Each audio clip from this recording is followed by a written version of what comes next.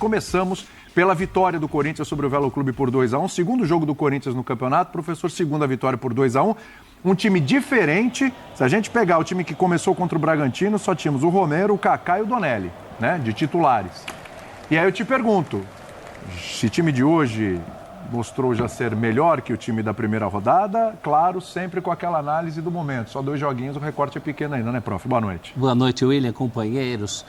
Olha, se é melhor, não sei, mas penou mais. Penou mais que o Corinthians da primeira rodada. O Corinthians da primeira rodada sai perdendo, vira o jogo, mas foi mais constante durante a partida. Hoje, o que assusta é que depois do Corinthians... Bom, o Corinthians faz 1-0 com esse gol de bola parada, né? Foi bem o Coronado hoje, hein? O Coronado, e mal o goleiro Dalton. Ele nessa bola ele caiu muito estranho. Como Dalton, ele é. Ah, muito bem, prof. Mas Tava com saudade disso. Gostava disso. Mas Ele deve ter chegado muito louco no jogo, prof. Muito louco. Depois ele pega o pênalti do Romero, um lance muito importante com o Yuri Alberto.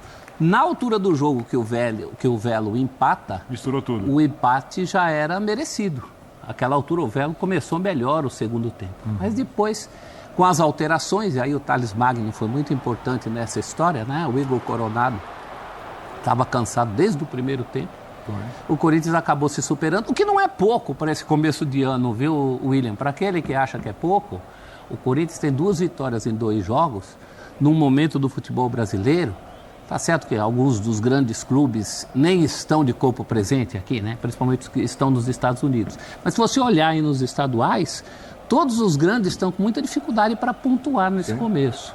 É claro que a gente sabe, não são os times principais, mas pontuar é importante até para você ter mais tranquilidade para frente. Veja o caso dos cariocas. Eles vão ter que correr atrás de um prejuízo de pontos muito sério quando os times principais estiverem de volta, de Botafogo, de Flamengo. Então eu acho que isso tem que ser valorizado, sabe? Esses 6 pontos do Corinthians são mais importantes do que qualquer coisa que você possa tirar para o futuro da temporada. Eu perguntei para o professor se foi melhor que no primeiro jogo. Professor, se foi melhor, eu não sei. Aí o Birner abriu os braços aqui, como que disse, como assim? Como assim? Foi melhor, Birner? O que você discorda? Bom, primeiro, boa noite. Tudo bem? A Boa você, noite. A professora Celso Zelt, de quem gentilmente discordarei daqui a pouco. Sabia, uma reação muito intempestiva. Contra quem foi o primeiro jogo? Contra o Bragantino. Que é um time adversário que, né, em tese, melhor que o Velo Clube. Mas que tem os fora de casa. Mas que tem os mesmos problemas de calendário de uma temporada com início antecipado. Perfeito. E que impede que eu faça qualquer avaliação realista de prospecção do que vai ser a temporada do clube. Eu consigo olhar muito mais para o ano passado, para o final do ano passado, quando eu penso no Corinthians, para falar do que eu espero da equipe, do que eu consigo olhar para qualquer coisa que aconteceu nesses 2 jogos. Tá. Eu discordo do professor Celso Zelt sobre a importância dos pontos, porque eu também não acho que o campeonato seja tão importante. Era importante para evitar a crise, mas não para tornar a temporada à altura mas foi do que isso o torcedor deseja. É importante para dar tranquilidade. Mas a situação, por enquanto, é tão irrelevante, por causa da antecipação do calendário do começo, que nem os times do Rio de Janeiro com dificuldade de resultados estão entrando em crise quando não conseguem pontuar contra os pequenos. Lembrando que os pequenos cariocas quase sempre são bem piores que os pequenos paulistas. Mas não frequentam a segunda estão. divisão. Mas aí eu te pergunto, se o Corinthians tivesse perdido para o Bragantino e perdido hoje... O meu discurso seria o mesmo. Não, tudo bem, mas você acha que ia estar todo mundo... tudo bem, tudo certo, muito tá bacana. injusto cobrar de jogadores com tão pouco de tempo de treinamento. Mas para o clima, para a sequência, é melhor você ir trabalhando com vitórias ou empates do que você ir trabalhando em cima de derrotas. Sempre é melhor ganhar do que perder. É isso. A não ser para educação. Né? Mas sempre é melhor ganhar do que perder. De qualquer forma, eu acho que o que a gente tem que pegar, o que eu consigo pegar de útil desse jogo é a manutenção da ideia do treinador de jogo. Né? Mesmo mudando as peças. Com um trio de volantes, com um volante construtor pelos lados, com um que pega mais, dando meia de liberdade. Obviamente, quando estiver bem, vai ser o Garro. Hoje foi o Coronado. Acho que o estadual vai ser legal para o Corinthians, porque a insanidade que o Ramon Dias fez ano passado, quando ele escalou contra o Flamengo, o Coronado e o Garro, mais 2 atacantes, Yuri e Memphis. Sofreu. No estadual dá para fazer contra os pequenos e ganhar jogos. Dá para tornar o time mais empolgante, ofensivo, somente jogando em casa, divertido. Então, acho que para observação, para dar ritmo aos jogadores, legal. Isso podia acontecer no treinamento, acontece no jogo. E quando acontece com vitória, digamos que o professor Celso Zelt fica mais feliz e os corintianos concordam com ele também. E aí a gente vendo o gol do Thales, né? E aí, Breiler, eu olho aqui e falo, bom, primeiro jogo, o Romero foi bem. O Romero até exerceu uma funçãozinha de garra no primeiro jogo, né? Ali no meio e tal, se deslocou, fez uma função. A gente pode tirar aqui como um bom exemplo no primeiro jogo o José Martínez, que também, caindo um pouco para a direita também, foi interessante. Hoje já não foi titular, o Romero foi, né? Thales Magno, os 2 jogos, bem, hoje fazendo gol, inclusive. Esse é um jogador que dá para melhorar bastante nessa temporada, né? Então, aí hoje a gente tem o destaque do Coronado, que foi bem, sempre com aquela característica dos chutes de fora da área, foi assim um gol de falta, mas também arriscou. Tecnicamente é bom jogador. Durante o jogo, e tecnicamente é bom jogador, aí você vê a opção do Carrídio, deu opção ali para o Ranieri, no lugar do Alex Santana, enfim, Mateuzinho, num lado ali onde tem o Léo Maná, e aí talvez o Corinthians precisasse de um reserva um pouquinho melhor para o Mateuzinho, mas enfim. O que eu quero dizer, falando todos esses nomes, dizendo que uns foram destaque de um jogo, outros se destacando no outro, é assim, me parece que é um Corinthians com uma certa consistência de elenco, porque você falou de manter a ideia, mas com peças diferentes. Ou seja, aquilo que a gente fala de profundidade de elenco, e o Corinthians tem o mérito de não ter perdido peças, né? Não vai ao mercado contratar, não tem grana para isso, para fazer grandes contratações, mas o mérito é a manutenção. Só saiu quem o Corinthians quis que saísse, né? Talvez seja esse o grande mérito. É um time mais arrumado, é um time que está mais equilibrado, que tem uma ideia ali que já está estabelecida até pelo trabalho desenvolvido desde o ano passado? Boa noite, William, Prof, Birner, boa noite para o Fã de Esportes. Sim, o Corinthians já tem uma liga que vem do ano passado, a manutenção do elenco foi importante nesse sentido, e tem também um comando que dá suas caras não só no estilo de jogo, como o Birner falou, mas também na maneira de trabalhar. É muito Ramon Dias, por exemplo, observar que o Rian entrou bem contra o Red Bull Bragantino e botar o Rian no time titular. É muito Ramon Dias entender que o Pedro Raul fez o gol e, naturalmente, ele já passa na fila do Hector para ser a opção ao Pedro Raul. Hector, que tinha entrado de titular e não foi bem. Exato. Ele vai testando. Então, o Ramon Dias trabalha muito com esse curto prazo do futebol, curto prazo na competição de elenco. Isso é positivo, porque mostra que o Corinthians hoje tem alternativas para o treinador fazer isso. Olha, um cara ali baixou um pouco de rendimento, mesmo que seja começo de temporada, já tem alguém pronto para entrar. E é positivo também para o ambiente ter um Corinthians já nessa rotação e início de temporada. Porque eu entendo o que o Birner fala. É só estadual, ainda é um começo, não dá para traçar nenhum prognóstico. Mas se a gente lembrar o que era o Corinthians do ano passado e o que é o Corinthians hoje, passa muito mais confiança.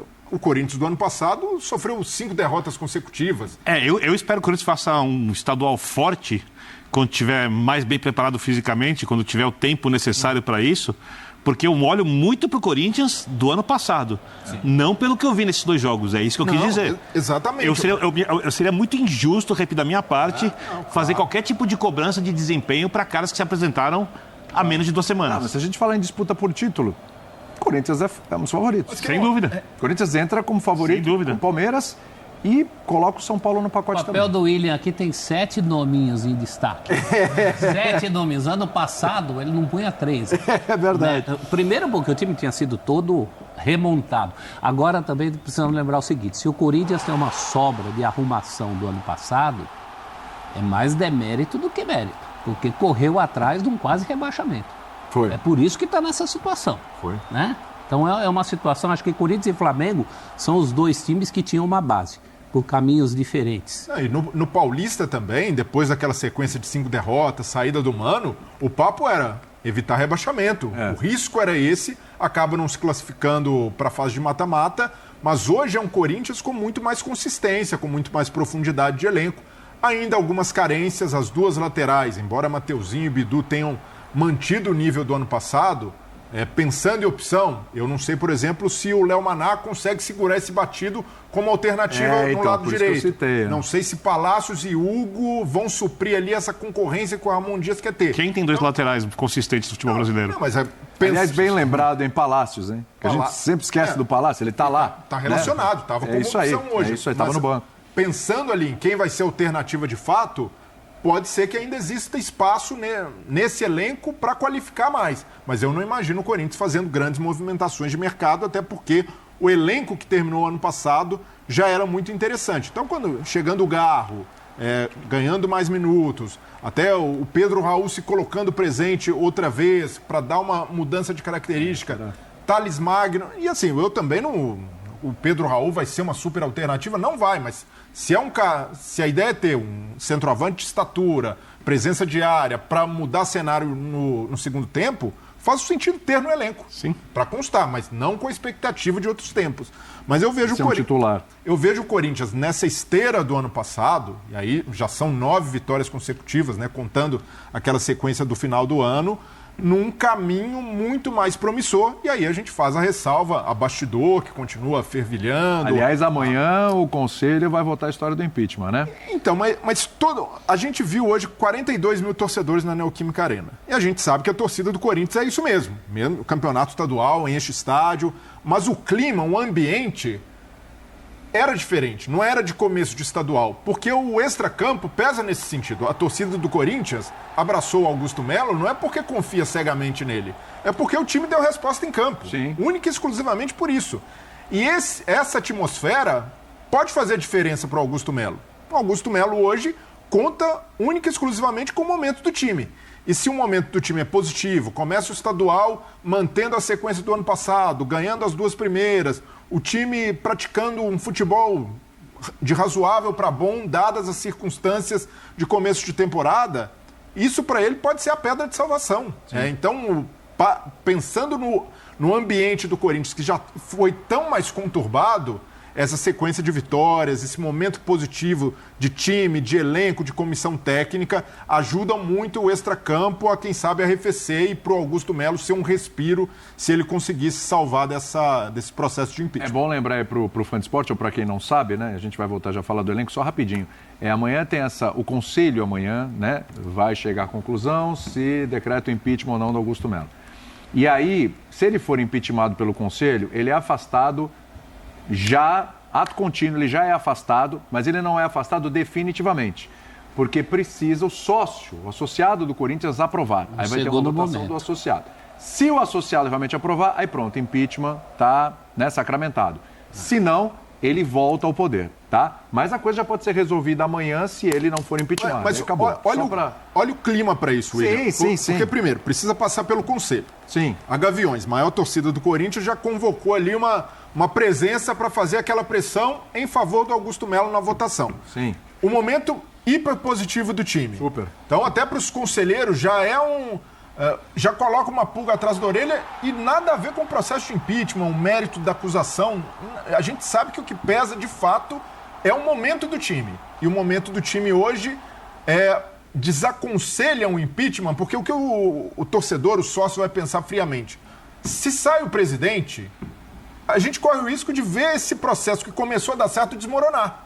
Então, o torcedor do Corinthians não é fechado irrestritamente com Augusto Melo. O torcedor condiciona isso, há uma investigação em curso, mas não quer que esse processo seja interrompido de melhora do time. E o Augusto Melo, mesmo que seja ali empichado num primeiro momento pelo Conselho, ele estará nas mãos dos sócios que hoje olham de uma maneira muito positiva para esse time. Então, eu vejo, diante desse momento, e nada a ver com a acusação, um momento oportuno para Augusto Melo se livrar da acusação de impeachment. O discurso dele é de vítima ali, que está sofrendo um golpe, mas ele tem muita responsabilidade em ter se colocado nessa situação. Não é normal que um presidente, no primeiro ano de mandato, tenha 11 diretores que pedem renúncia do cargo, que debandem da gestão. Recentemente. Então, isso daí é um fato que politicamente o fragiliza muito, mas, por outro lado, ele conseguiu organizar a casa no futebol e o futebol pode salvá-lo nesse momento. Então, é um ambiente perfeito para o Augusto Melo ter como argumento para os conselheiros e para o sócio. Sim. Que ele merece permanecer. O momento é oportuno para ele, mas é oportunista para outros também. Sim. Porque é isso que pega para a torcida, é o sentimento de que não é que tem uma frente de moralização no Corinthians, é gente querendo o poder de volta. É isso que está incomodando. E vale lembrar, quando a gente fala o torcedor com força política, é a Gaviões, que é a principal torcida organizada.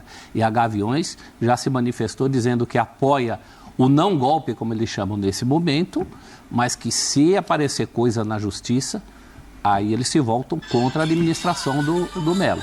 Eu acho que essa é a visão mais correta dessa história toda. Tem momento para tudo. Sim. Vamos tentar organizar esse meio campo do Corinthians aqui, porque vamos lá. Primeiro jogo, Alex Santana, de primeirão aqui, na volância, como diria o outro. Charles, que não foi tão bem, mas tudo bem. Essa coisa do jogador não ir bem até começo também de temporada. Aí você teve o José Martínez, que era para ser o primeiro, mas uma novidade naquele jogo contra o Bragantino. Ali ele mais jogou soltinho, numa mais para direita e tal. Era uma outra Quase situação. uma dobra de lateral. Quase uma dobra. Para marcar. Exatamente. Auxiliou demais aquele lado. E aí você teve na frente o Thales, aí você teve o Romero, ok. Hoje, você teve o Ranielli, que o melhor momento dele no Corinthians foi com o português. Da chegada dele. Antônio Oliveira. E aí você teve o Rian, que aí entrou bem e hoje foi titular, como você lembrou. Aí você teve o Coronado, que nem foi relacionado no jogo contra o Bragantino, né? Não me lembro. Foi relacionado, já começou como titular. E o Carrídio, por aqui. Então, assim, olhando para frente, você tem o Romero e você tem o Yuri. O Yuri vai ser titular. O Memphis Depay, que entrou no segundo tempo, ele vai ser titular. O Garro, quando tiver condições, ele vai ser titular. Eu acho que são 3 peças, num primeiro momento, intocáveis. Né? Claro que o tempo vai dizer, se estiverem mal e tal, mas num primeiro momento, intocáveis. Como é que fica isso aqui? É Alex Santana, é Ranielli, é Charles, é Rian, é Coronado com Garro em alguns momentos, como você falou, isso é impossível, porque o jogo contra o Flamengo já provou que em jogos complicados não dá para fazer essa dobra, é o Carrídio. E o Romero onde fica? Como é que faz? Para a fase de classificação do estadual ou pensando num time que vai jogar vamos pensar num time, né, para os grandes momentos do Corinthians aí. Vou me apegar clássico, que é o que interessa. Vou me apegar muito às ideias do Ramon. Tá. Né, ao jeito que ele está construindo a equipe e não alguma coisa muito diferente disso. Né, eu acho que joga o Alex no meio campo, o Carrilho é intocável para mim. Primeirão ali o Alex. Carrilho para mim é intocável. Carrilho intocável. Toca mais um intocável nessa direito para mim é assim, a não ser cair muito de rendimento, acontecer alguma coisa, é muito acima da média para fazer o volante que apoia do lado direito, se comparado aos outros jogadores. Tá. Do lado esquerdo, aí eu tenho alguma dúvida. E eu daria no campeonato estadual muita rodagem para o Rian, porque é um jogador jovem, se adapta bem, né? É um jogador que é muito voluntarioso. É óbvio que você pega um clássico, por exemplo, você acha que você vai perder o meio-campo, que você vai ser atacado. Você pode colocar um jogador ali, um segundo volante de mais pegada, né, para fazer isso, mas estou me apegando ao. E daí para frente, não tem erro. É Garro, Yuri e Memphis. Agora falando do Campeonato Paulista, o Corinthians venceu mais uma vez, bateu o Velo Clube mais cedo por 2-1. A gente vai mostrar lances dessa partida, Mansur. No Campeonato Paulista a gente tem essa diferença clara, né? A gente já consegue ver os nomes do time principal dessas equipes, por mais que não estejam naquela montagem dos 11 ideais que o treinador vai utilizar ao longo da temporada. E o Palmeiras ontem também foi um exemplo de um time que mudou completamente da primeira para a segunda rodada, mas a gente já consegue ver, a gente está vendo inclusive o gol do Igor Coronado que abriu o placar cobrando falta, já dá para ver essa sequência, né, até do Corinthians, que terminou muito bem em 2024, não se reforçou em 2025, mas muito por conta da boa janela que fez, que se salvou do rebaixamento no Brasileiro e ainda levou para a Libertadores. O Corinthians, se você pega o Corinthians em relação ao jogo com o Bragantino da estreia, mudou bastante, mas o time que estava hoje, ele é talvez a formação mais próxima do que a gente vai ver quando o Ramon Dias tiver todo mundo para escalar e for desse. Hoje tinha Ranieri, hoje tinha Carrilho, hoje tinha Yuri Alberto. Memphis entrou. O Memphis entrou no segundo tempo. Duas coisas que me chamaram a atenção. O jogo em si, a diferença técnica era clara, era grande. O Corinthians teve muito controle, mas pouca finalização. Faz o primeiro gol no gol de falta do Coronado no primeiro tempo. Aí no segundo jogo começa a abrir um pouco. Ele tem possibilidade de ampliar, tem o pênalti perdido pelo Romero, acaba num escanteio sofrendo o empate, é o lance do pênalti, no chute do Carrilho. O defensor vai tentar bloquear e está com a mão elevada, tem a perda do pênalti, acaba numa cobrança de escanteio, sofrendo o gol de empate e precisa correr depois mais para conseguir o 2-1. Foi pior? Pior não, o erro, o pênalti ou o rebote? É verdade, o Bidu teve a chance do gol, é verdade. O Bidu teve a chance do gol no rebote. O que estava mais fácil que não aconteceu? O pênalti do Romero ou o rebote do Bidu? Boa pergunta. Agora tem que dizer o Roger aqui, né? Que tinha esses momentos. A gente não joga nada, Roger. Mais difícil era o pênalti. O pênalti era mais difícil que o rebote. Agora, a outra coisa que me chamou a atenção foi a entrada do Memphis. Depois do 1-1, Entrou o Memphis, o Thales Magno e o Alex Santana. O Alex Santana entra no lugar do Carrillo, mais ou menos uma função pela outra. O Memphis entra não só no lugar do Igor Coronado, mas na função do Coronado. Na formação habitual do Corinthians, com um trio de meias e um camisa 10, quase um losango de meio com 2 atacantes, o Memphis ano passado fazia a dupla com o Yuri Alberto. Sim. Não é possível nesse momento dizer, por uma série de questões, inclusive de ordem pessoal, quando vai ter o Garro. Quem entra na função que era do Garro, dessa vez foi o Memphis, abrindo espaço para uma dupla que eu acho que pode ser interessante também, que é o Thales com o Yuri Alberto na frente. Entrou o Pedro Raul também. E depois, mais adiante, mas num momento um pouquinho mais adiante do jogo. Foi o Memphis atuando, mas chamou a atenção o Memphis atuando nessa função do camisa 10. Talvez, não sei se é apenas uma questão do jogo de hoje, na busca pelo resultado, ou se é algo que o Ramon Dias está pensando na eventualidade de com alguma frequência, não vir a ter o Garro, pelas questões que ele lida hoje, né? De usar o Memphis como substituto, até porque o Igor Coronado, embora seja um jogador com as características para ser esse 10, fisicamente, desde a temporada passada, mostra que tem dificuldade para 90 minutos, para jogos em sequência, não teve até agora um rendimento também físico grande. Então, acho que o jogo também serviu para esse tipo de observação.